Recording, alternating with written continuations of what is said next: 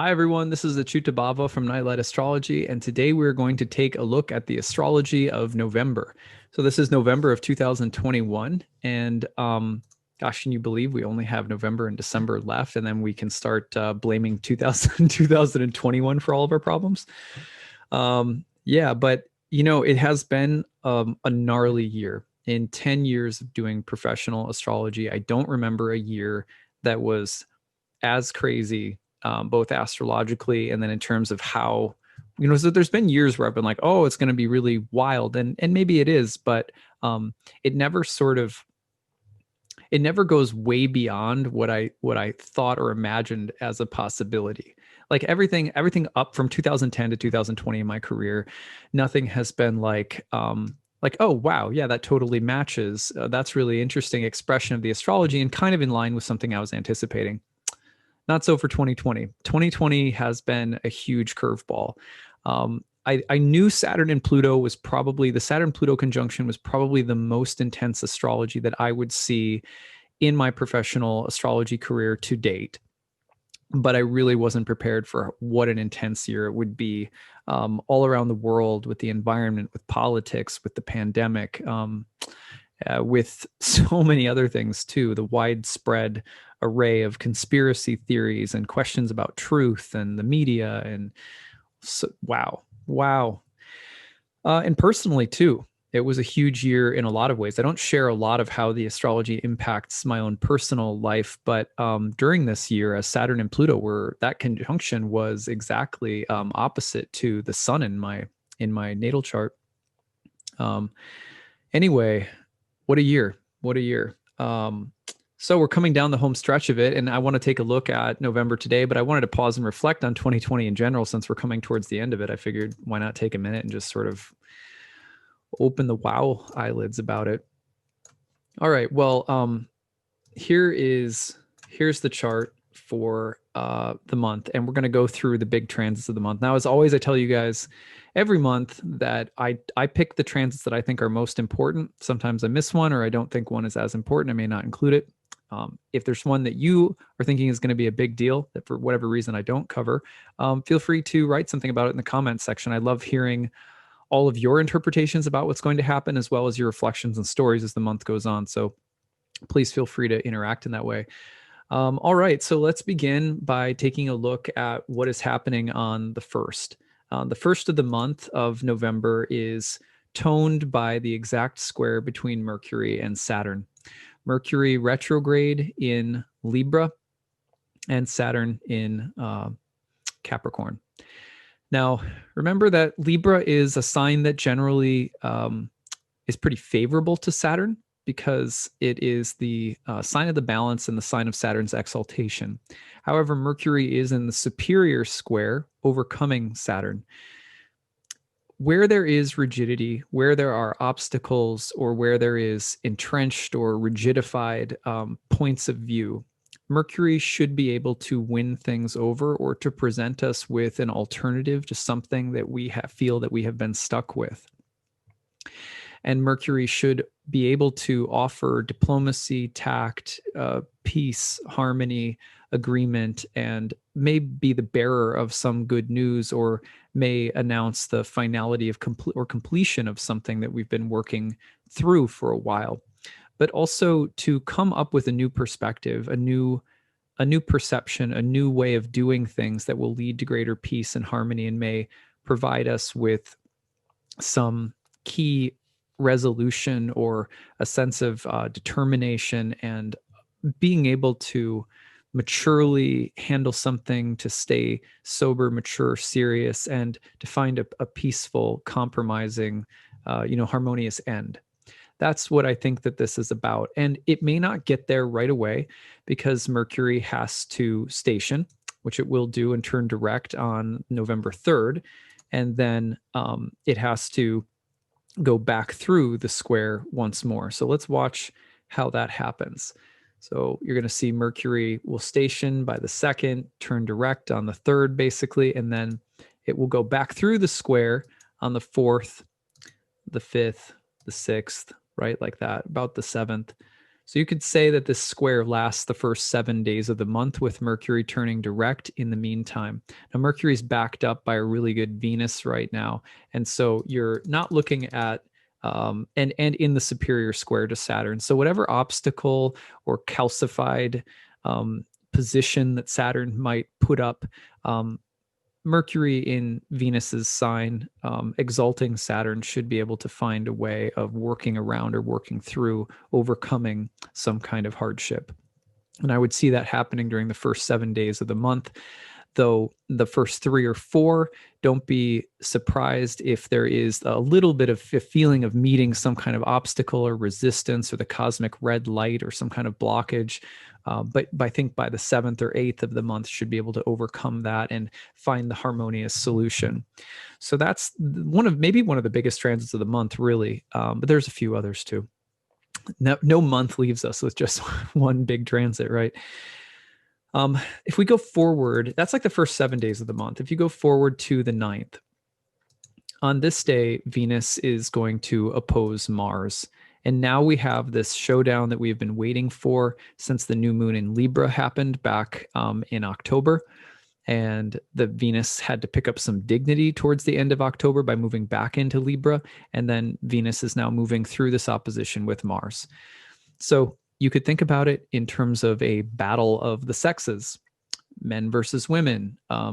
You could think about issues of feminism, issues regarding misogyny, or a battle of the sexes can also translate into sexual or erotic tension. It doesn't have to be between, men and women alone. It can be between any kind of lovers. So the sexual tension that's in the air, it's a little bit like the tango when Mars and Venus oppose one another. And the main thing here is that Mars is retrograde, and so a little debilitated. Mars may not fight fair, or Mars may be in need of some kind of what do I want to say?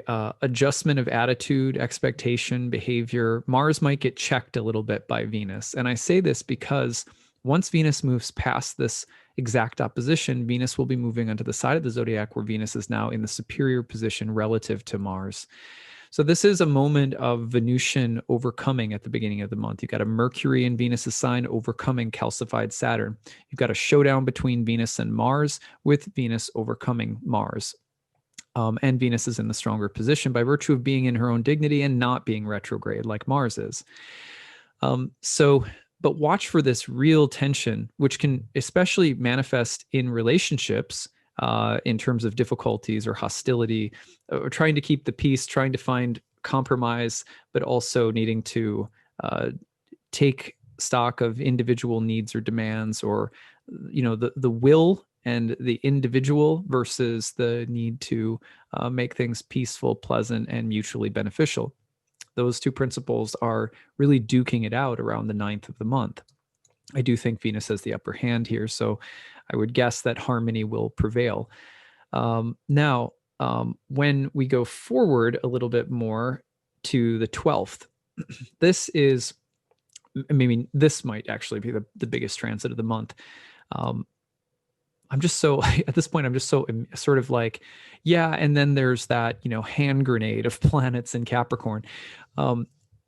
Jupiter will conjoin Pluto again. Now, Jupiter is in its fall, and this is the last big hurrah for Jupiter while in Capricorn before it will move out by the winter solstice into Aquarius and conjoin Saturn in Aquarius, which we'll be doing a whole series on later.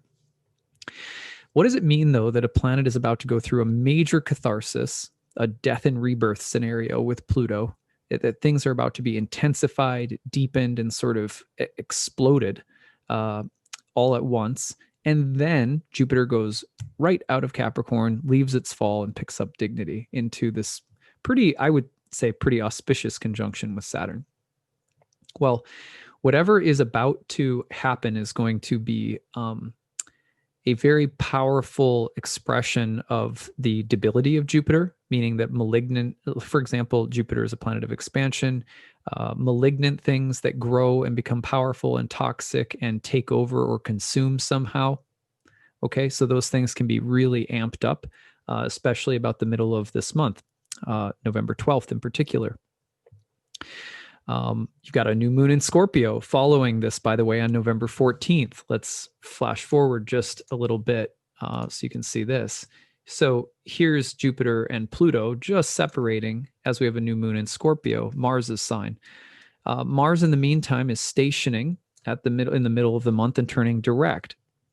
So you have a really very strong moment of catharsis and breakthrough, that where a fight is reaching its end or its conclusion, a battle or an aura of hostility is reaching a moment of peak crisis and peak action. From this point forward, things will start to resolve themselves because Mars is turning direct. You're going to get a more constructive Mars coming through. Yes, Pluto has gone through this, Jupiter has gone through this massive, catharsis with Pluto, but is now pushing through in forward motion and about to leave and lose its fallen status. It's going to pick up dignity. And again, right after this new moon in Mars's sign, Mars is going to turn direct and become a more constructive, healthier version of itself. And then we're going to see the sun switch signs into Sagittarius later in the month, where eclipses start getting formed in Jupiter's sign. And what's Jupiter about to do? Pick up dignity. So it's a turning point moment that comes, but it may involve some very big revelations or catharsis or transformation, but I think it'll probably be in terms of sort of shedding a weight or releasing a burden, even if it's painful to release that burden. It's probably something that will lead to a lot of insight and wisdom and the feeling of finally being able to turn the chapter or turn the page, I should say. So those are all mid-month transits. That's not it, though, because if you go just a little bit further into this, and this goes again to Venus and the benefics slowly starting to take on more power. When you get into, say, November 15th and November 16th, November all the way through the 19th, say 15th to 19th overall, what's happening is Venus is in the overcoming superior square position to Pluto, to Jupiter, and to Saturn. And Venus is overcoming them. And remember, the power of Capricorn is going to start to wane dramatically in the cosmic picture right now, because both of these planets, Jupiter and Saturn, are about to enter Aquarius. So this picture, say between the 15th and the 19th, of Venus going through all of these squares, Venus is demanding peace, harmony, love, sensitivity, balance, fairness, justice, and it's a karmic leveling moment. It's a karmic equalizing moment. So it could be cathartic, again, meaning intense and not altogether easy, but Venus does triumph. It looks like the right or peaceful or wise solution comes. Now, if we feel like we're on the short end of the stick, it's very important that we accept that as our karma, because acceptance of these energies this month will yield really good fruit in time. If we accept what happens, even if the catharsis isn't the one we hoped for or wanted, or even if we're left in some ways having to start over something that didn't work out, you could say that whatever Venus is doing, if we accept this as the karmic balancing moment that we needed, even if we don't understand why we needed it, it will bear fruit in time. And you can say that is always true for eclipses, for example, that when eclipses come through, eclipses give things and they take away things pretty dramatically. And I've always been of the mindset that when the eclipse seasons are about to come through, that you just get into the practice of kind of opening your hands and saying, yes, more please, thank you, no matter what, if you can, All right. Okay, so now remember, on the 14th again in there, Mars turns direct. That's another important moment of the month. Now, finally, between the 16th and the 17th, Mercury gets back to where it was when it started its retrograde in Scorpio last month. It gets back into the opposition with Uranus, and this is going to happen specifically between the 16th and the 17th of the month. There's that the kind of erratic and spontaneous energy that you're going to see there. You get epiphanies, insights, revelations, also the tricky, unexpected, sudden shifts and changes of karma or fate that come up, unexpected news, unexpected actions and activities, sometimes a little violent, erratic, or disruptive. Unexpected is the nature of Uranus, right? But also almost this moment of being freed from something. Being freed from something. Sometimes we kick and scream when the universe takes away something that it's really trying to help us with. It's like sometimes when things are taken away, they're being taken away because we will do better in life if we are no longer bound to them. But oftentimes, because of our attachments, we have a hard time with that, right? Pretty obvious. Mercury Uranus, if you went through a couple of those big unexpected revelations last month, it'll do so one more time this month. You got a kind of final integration of those themes. It can also involve things like cyber theft, security, concerns about digital technological things.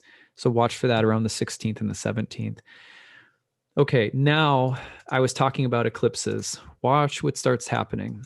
You get to about the 21st into the 22nd, and you're going to see the sun enter Sagittarius.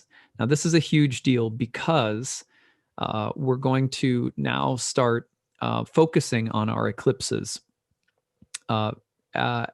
You can see also, again, here's Jupiter, the dispositor of the sun. And by the time the sun is done working through Aquarius, Jupiter will leave its fall and go into, or it'll leave Capricorn and go into Aquarius. So it's by the time the sun is done with its sojourn through Sagittarius, which takes us up to the winter solstice, sun moves into Capricorn right as Jupiter leaves Capricorn and goes into Aquarius.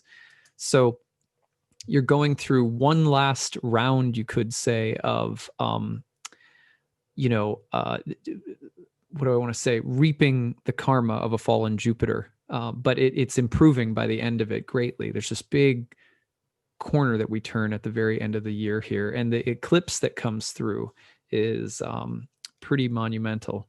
So the 30th, here we go. So on the 30th, we're going to get a lunar eclipse in the sign of Gemini. Obviously, we've got the nodes in Sagittarius and Gemini. And you can see at that same time, now we're just, 21, 22, 23, about 3 weeks out from Jupiter changing signs. So a really big moment. And that's going to be followed by a solar eclipse in Sagittarius in December, which again, then focuses big time on that turning point for Jupiter.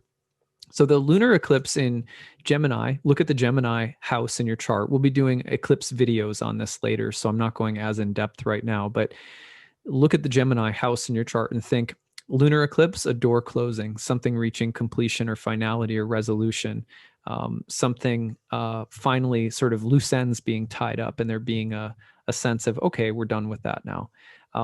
And that can be for better or worse. It depends on the context of each birth chart. At the same time, toward the very end of November, you can also see there's going to be a pretty big moment between Venus and Uranus. Venus will oppose Uranus and Taurus, and this happens right about the 27th. You can see at that time that you could watch for themes related to Venus, which would always involve relationships, love, marriage, friendships, sometimes sisters or women in general, and the goddess in a general sense. And then Uranus, this god of liberation, change, sudden disruptions. So to break from or dramatically shift or change your relationship to someone, or for there to be sudden unexpected events or dramatic changes happening in relationships, very possible that there's just a little spike of those qualities or themes toward the very end of November. Sometimes Venus opposite Uranus also results in wanting to dramatically alter our style, our aesthetic, our approach, or to free ourselves from something that we find confining, and we may become a little eccentric or rebellious in the process of doing that. So that's also toning the end of the month. It's pretty quick transit, but you will notice it toward the very end of November. December is a huge month, just so that you have some awareness of what's going to happen. In December, of course, Mars is going to get back into it with Pluto. We're going to see Jupiter and Saturn move into Aquarius and conjoin on the winter solstice, and we have another eclipse. So it's just a, the 2021 is, or 2020 is going out with this major shift of energy, and I think it's for the better, because you can't underestimate what impact it has when your great benefic Jupiter is in the sign of its fall for a whole year, which is what we've been dealing with. So I think things are really looking up this month. I like the transits of this month. Look for some pretty cathartic events, but Venus, again, as I've talked about in some other recent videos, really has kind of the upper hand. A lot of resolution and harmonious endings and turning points to things, with some last, sometimes I've kind of jokingly referred to them as like end level bosses. It's like you're getting to the very end or completion of something that you've been dealing with for a while. And there's one big last thing that you have to get through. And I think that might be part of what we see for November. But by the end, the eclipse is coming through, starting to herald some pretty big changes. Venus overcoming all those planets in Capricorn. So I think that this is going to be the story of 2 months within 1 month, like the first half and the second half, more or less. But the prevailing feeling that I've had ever since the beginning of this year, when I looked at all of these months, was that right around this time where we would see our end level boss, and then kind of mission complete on to the next thing. A positive momentum shift. So, all right, that's what I've got. Please leave your comments in the comment section, your reflections. I'd love to hear how you're feeling the cosmic energy, as always, and also any other transits that you see this month that maybe have your eye. In the meantime, don't forget that my new class, Ancient Astrology for the Modern Mystic, starts on November 14th. So if you're looking for a way to spend the winter months, or wherever you may be, if you're in the Southern Hemisphere, I guess it'd be your summer months. If you're looking for a way to spend those winter months studying ancient astrology, deepening your astrology as a spiritual practice in your life, learning to read charts for others, check out my course. We did a full Q&A video on it recently called Ancient Astrology for the Modern Mystic Q&A. You can go to my website to learn more, nightlightastrology.com. There's early bird rate, there's payment plans, and need-based tuition if you're struggling and need any help. So check those out. And any questions about anything you'd like me to talk about this month, feel free to email info@nightlightastrology.com. All right, that's what I've got for you all. Have a great, great month of November. Take it easy. Bye.